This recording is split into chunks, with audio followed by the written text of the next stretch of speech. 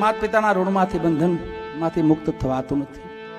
બને એટલી ફરજ આપણી હોય, સગા સંબંધીઓ, કુટુંબ પરિવાર,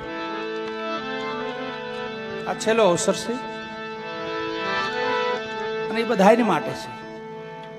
આ અવસર બધા ઘરે છે. મરણ એ સત્ય છે, ખ્યાલ નથી એટલે મજા છે. કે દિવસે જવું છે એ ખબર નથી ને એટલે મજા છે. જો ખબર પડી જાય તો બધી મજા હકેલાઈ જાય.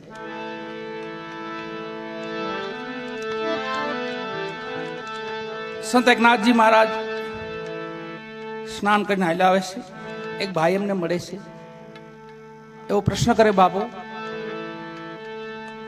અમારી હારવાર તમે જીવો છો, અમારી હારવાર તમે રહ્યો છો. આ જગતના સારા નબળા વિચારો અમને જેમ આવે એમ તમને કોઈ દી આવે કે ન આવે, એવું સંત એકનાથજીને પૂછ્યું. ભાઈ તે મહાત્મા એકનાથજી એવું બોલ્યા કે ભાઈ એ તો બધું બરાબર છે, બે જાઓ, એ તો બધું બરાબર છે, પણ હું તારી રેખા જોઉં છું ને તો મને એવું લાગે છે કે 15મે દિવસે તારું મૃત્યુ છે. આથી 15મે દિવસે તારું મૃત્યુ છે.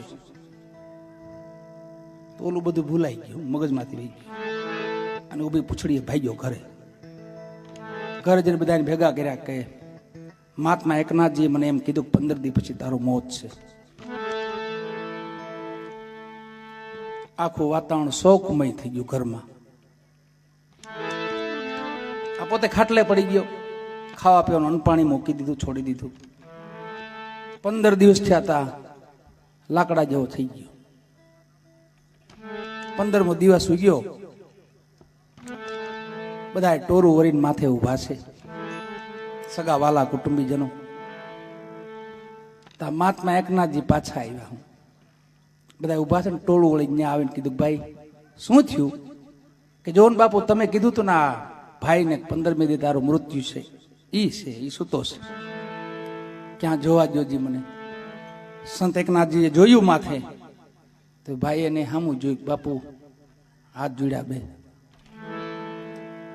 મહાત્મા એકનાથજી બોલ્યા, ભાઈ તારી માથે ઘાય થતી ની વહી ગઈ. તો ઉભો થઈ ગયો પરબાર. એમ બાપુ શું બોલ્યા? ઓલી ઘાય થતી ની વહી ગઈ. એમ બાપુ તો હા હવે મોત નહીં આવે. નહીં પણ તું મને 15 દી પહેલા કાંક પૂછતો હતો, એક વાત કરતો હતો. શું વાત હતી? કે બાપુ એ તો તમને હું એ પૂછતો હતો કે સંસારમાં તમે રહ્યો છો ને અમે રહી છીએ. સારા નબળા વિચારો અમને આવે એમ તમને આવે કે ન આવે? એક વાત બતાય મને. એ વાતને આજે 15 દિવસ થયા, તને નબળા વિચાર કેટલા આવ્યા? બાપુ હરામ એક નહીં હો. કેમ નો આવ્યા? બસ બાપુ યમરાજ ને એના દૂતો દેખાતા હતા હામાં, બીજું કઈ સપનામાં બીજું નહોતું આવતું. યમરાજના દૂતો દેખાતા હતા. બસ એક નબળો વિચાર ના આવ્યો તો કે નહીં, કે જે વાતને તે 15 દી યાદ રાખી મગજમાં અને તને નબળો વિચાર ન આવતો હોય તો એ વાતને મેં સાધુ સંતો કાયમ હર હંમેશને માટે યાદ રાખીશ. ઈ છે મૃત્યુ. જે મૃત્યુ તે 15 દી યાદ રાખ્યું અને તને એક નબળો વિચાર ન આવ્યો એને મેં કાયમ મગજમાં રાખી, કાયમ યાદમાં રાખીશ. કે પાછા મળીએ કે ન મળીએ, પાછા મળીએ કે ન મળીએ. એમ અહીંયા